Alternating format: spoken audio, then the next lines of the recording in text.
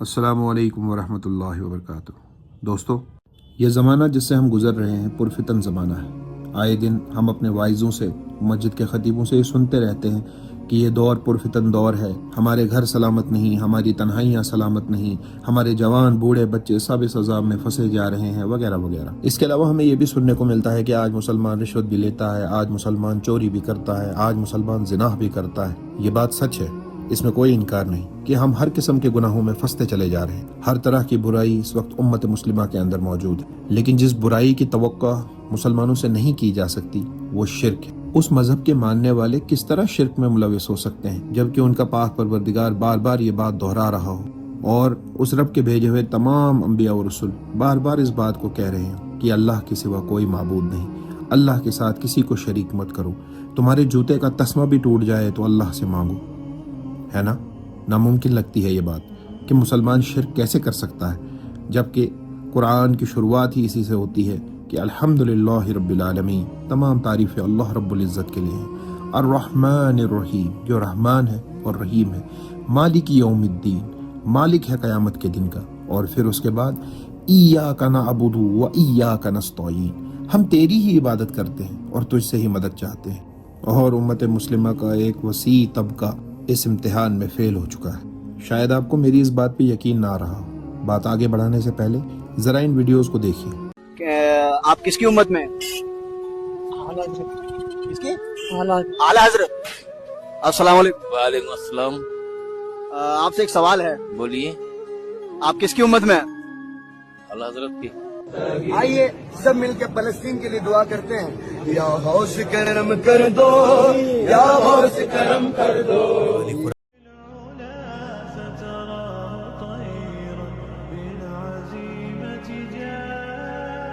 لبیک یا غوث آدم، لبیک یا غوث آدم۔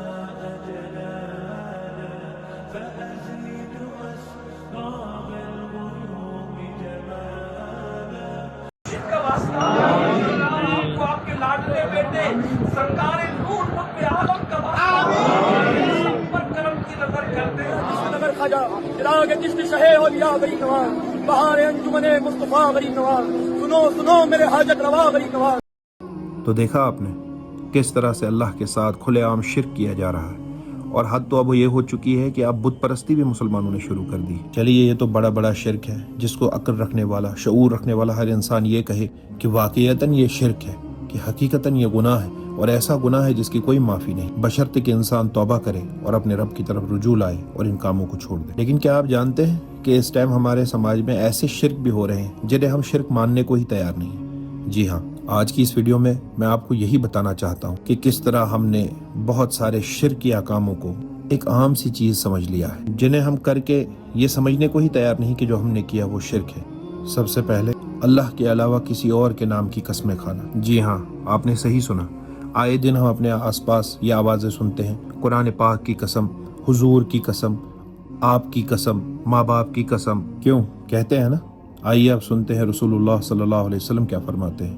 حضور صلی اللہ علیہ وسلم کا ارشاد ہے کہ جو اللہ کے علاوہ کسی اور کی قسم کھائے وہ مشرک ہے۔ مشرک شرک کرنے والے کو کہتے ہیں۔ یہ عام سی بات جو آئے دن ہمارے منہ سے نکل جاتی ہے کہ قرآن پاک کی قسم میں نے تو فلاں کام کر دیا تھا، مما کی قسم، پاپا کی قسم، میں کل آ جاؤں گا، میں یہ کر لوں گا، میں وہ کر لوں گا، وہ قسمیں کھا کے آپ مشرک ہو رہے ہیں، لیکن آپ کو اس کا اندازہ نہیں۔ نمبر 2، بیڈ لک پہ بھروسہ کرنا۔ آئے دن ہم دیکھتے ہیں کہ گھر سے نکلے، کالی بلی نے راستہ یا کسی بھی بلی نے راستہ کاٹ دیا کہ چلو واپس مڑ جاؤ، یہ تو اب شگن ہو گیا، یہ 13 تاریخ کا جمعہ بڑا بیڈ لک ہے۔ اس طرح کی سبھی باتیں آپ کو مشرک بنا دیتی ہیں، اور یہ میں نہیں کہہ رہا، حضور صلی اللہ علیہ وسلم کا ارشاد گرامی ہے کہ حضور نے 3 مرتبہ فرمایا بدشگنی لینا شرک ہے، بدشگنی لینا شرک ہے، بدشگنی لینا شرک ہے۔ آپ صلی اللہ علیہ وسلم نے بات 3 مرتبہ فرمائی۔ ہم میں سے ہر ایک کے دل میں کچھ نہ کچھ وسوسہ آ جاتا ہے، لیکن اللہ تعالیٰ اس کو توکل کے ذریعے سے ختم فرما دیتا ہے۔ اب آپ کے وسوسوں کا علاج اس بدشگنی کی کاٹ کے لیے کسی پیر فقیر کے در پر بھیک مانگنے جانا ہو، یا پھر توکل کے ذریعے سے اس سے نجات پانا ہو، یہ فیصلہ آپ کے اوپر ہے۔ اس پہ بھروسہ کر کے آپ شرک کر دیجئے، یا اللہ پر توکل کر کے اپنی دنیا اور آخرت سنوار لیجئے، فیصلہ آپ کا ہے۔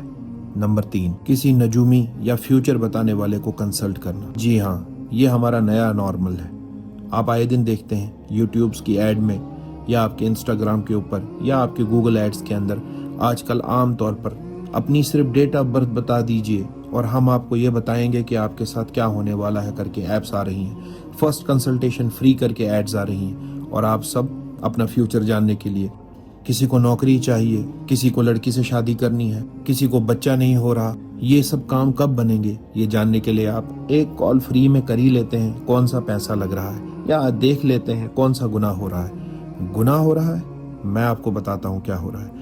हुजूर सल्लल्लाहु अलैहि वसल्लम ने फरमाया, जो शख्स भी किसी काहिन यानी फालगीर या नजूमी के पास जाए उसकी नमाज 40 दिन तक कबूल नहीं की जाएगी।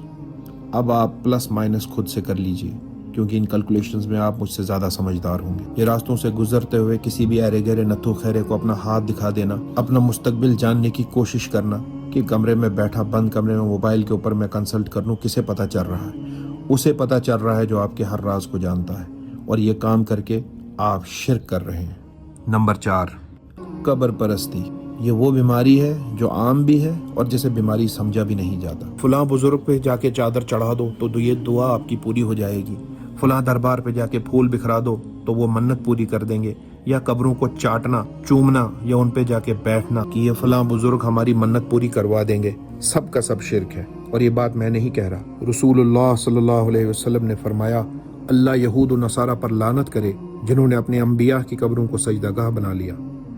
एक और बार हुजूर सल्लल्लाहु अलैहि वसल्लम ने फरमाया, खबरदार, तुम में से पहले लोग अपनी कब्रों को मस्जिद बना लेते थे, तुम ऐसा न करना, मैं तुम्हें इससे रोकता हूँ। और हुजूर पाक सल्लल्लाहु अलैहि वसल्लम ने फरमाया, तुम में से किसी के लिए ये बेहतर है कि वो आग के अंगारे पर बैठे और इसके कपड़ों को जला दे और इसकी खाल तक पहुंच जाए, बजाय इसके कि वो किसी कब्र पर बैठे। अब फैसला आप पर कि हुजूर सल्लल्लाहु अलैहि वसल्लम के वाज़े अहकाम के बाद भी अब आपके अपने लॉजिक, आपके अपने रीजंस, आपके अपनी वजूहात कहाँ पे फॉल करती है। और अगर फिर भी आप कोई लॉजिक रखते हैं तो आपको उस लॉजिक के बजाय अपनी आखिरत पे गौर व फिक्र करना चाहिए। नंबर 5, जो यूं तो कब्र परस्ती से ही मिलता जुलता है, लेकिन देखने में ये भी आया है कि अब जिंदों से भी हमने मांगना शुरू कर दिया है। तो किसी बुजुर्ग बाबे से, किसी बड़े से, किसी पीर फकीर से, बाबा मेरी मदद कर दीजिए, बाबा करम कर दीजिए, मेरी दुआ कबूल कर दीजिए, मुझ पर फजल कर दीजिए, मुझ पर इनायत कर दीजिए, ये सब का सब शिर्क है। क्योंकि इय्याका नअबुदु व इय्याका नस्तईन, या अल्लाह हम तुझसे ही मदद चाहते हैं, हम तेरी ही इबादत करते हैं। और अगर ये उस जुमरे में फॉल करता है तो जो मन करे वो करते चले जाइए और अपनी दुनिया के साथ साथ अपनी आखिरत का भी बेड़ा गर्क कर दीजिए। नंबर 6, हॉरोस्कोप या एस्ट्रोलॉजी में बिलीव करना। मिसाल के तौर पर जैसे हम कहते हैं कि कैंसर्स जो है वो मूडी होते हैं, लिब्रास जो है हमेशा दिल तोड़ते हैं। वाह क्या बात है, आपकी पर्सनैलिटी सितारों में नहीं लिखी हुई, ये शेप्ड होती है आपकी अपनी चॉइसेस से। और ये जो हम एस्ट्रोलॉजी और हॉरोस्कोप के ऊपर भरोसा करते हैं, तो इससे रिलेटेड भी हुजूर पाक सल्लल्लाहु अलैहि वसल्लम ने फरमाया है, वो आपके सामने रख देता हूँ। फिर फैसला आपके अपने हाथ में है कि आपको इसी रास्ते पे चलते जाना है या अपना रास्ता बदलने की ज़रूरत है। हज़रत मोहम्मद मुस्तफ़ा सल्लल्लाहु अलैहि वसल्लम ने फरमाया कि जिसने कहा कि बारिश फलां सितारे की वजह से होती है तो इसने कुफ्र किया, और जिसने कहा कि अल्लाह की रहमत से होती है इसने ईमान लाया।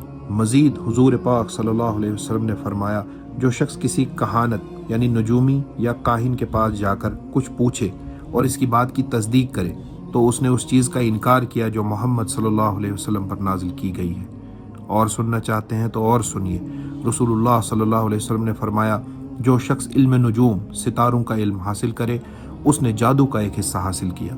जितना आगे बढ़ता जाएगा उतना ही ज़्यादा हासिल करता जाएगा, और फिर क्या होगा वो मैं आपको पहले बता चुका हूँ कि 40 दिन तक आपकी नमाजें कबूल नहीं है, आप अल्लाह के अजाब के मुस्तहिक हैं, आपको जहन्नुम रसीद कर दिया जाएगा और आप शिर्क कर रहे हैं। इन तमाम चीज़ों के अलावा और भी बहुत सी मिसालें मैं आपके सामने पेश कर सकता हूँ। आप किसी दफ्तर में बैठे अपना काम कर रहे हैं, आप स्टूडेंट हैं, क्लास में बैठे हैं या पढ़ाई कर रहे हैं या कोई और काम में मसरूफ़ हैं, और तभी आपके कानों में अजान की आवाज़ पड़े और आप कहें कि यार थोड़ी देर बाद पढ़ लेता हूँ या शाम के साथ पढ़ लूँगा। और आपने क्या किया, आपने अल्लाह के हुक्म को कि आओ कामयाबी की तरफ, आओ नमाज की तरफ, आओ भी नहीं बल्कि लपको कामयाबी की तरफ, लपको नमाज की तरफ, आपने उस हुक्म को तर्क करके पहले अपने काम को तरजीह दी और जनाब आपने शिर्क किया। क्यों? क्योंकि आपने अल्लाह के हुक्म को पसे पुश डाला और अपने काम को तरजीह दी। ये एक मिसाल है, इसके अलावा कई और मिसालें मैं आपको दे सकता हूँ। मुख्तसरन आप इतना समझ लीजिए कि जो हुक्म अल्लाह ने दिया उस हुक्म को छोड़कर अपने मन की करना या किसी और काम को तरजीह देना शिर्क माना जाता है। अगर आप इंटरेस्टेड हो तो मैं आपको सजेस्ट करूंगा कि आप मरहूम डॉक्टर इसरार अहमद रहीमहुल्लाह की वीडियोस को देखें। मैं उस वीडियो का लिंक नीचे डिस्क्रिप्शन में भी दे दूंगा। उस वीडियो का टॉपिक ही है शिर्क की अक़साम। आपको अंदाज़ा हो जाएगा कि शिर्क की कितनी अक़साम है और शैतान किन किन रास्तों से हम पर हमला करता है। ज़रा गौर तो करें, क्या आज तक किसी ने ये कहा कि मैं नमाज को जा रहा था लेकिन शैतान ने मेरी उंगली पकड़कर मुझे कहा कि चल वापस निकल घर, कोई ज़रूरत नहीं नमाज पढ़ने की? या कोई ये कह सकता है कि मैं घर से निकला लेकिन शैतान ने गेट बंद कर दिया और मुझे पकड़ के अंदर घसीट के ले गया कि तुझे नमाज नहीं पढ़नी? ऐसा नहीं है। शैतान किसी भी गुनाह के लिए आपको उंगली पकड़ के नहीं ले जाता।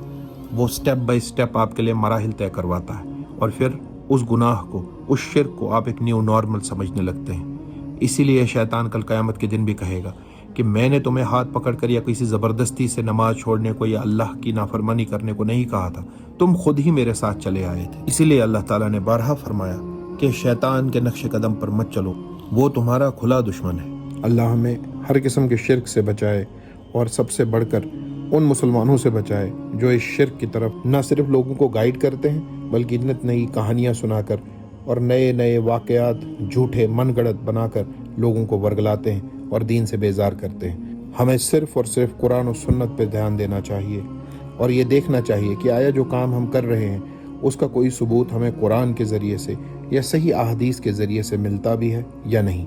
क्योंकि याद रखें, तो सर आपको झंझोड़ झंझोड़ के कह रहे हैं कि मरने से पहले ऐ मुसलमान कर ले इस पे गौर, किताबों का खुदा और है, बाबों का खुदा और। ये किताबों से तारुफ हो रहा है आपको। कहने को तो दी सबका इस्लाम है लेकिन किताबों का जहां और है, बाबों का जहां और है। ये वो तालीमात हैं जो अंबिया के जरिए अल्लाह ताला ने हम तक पहुंचाई।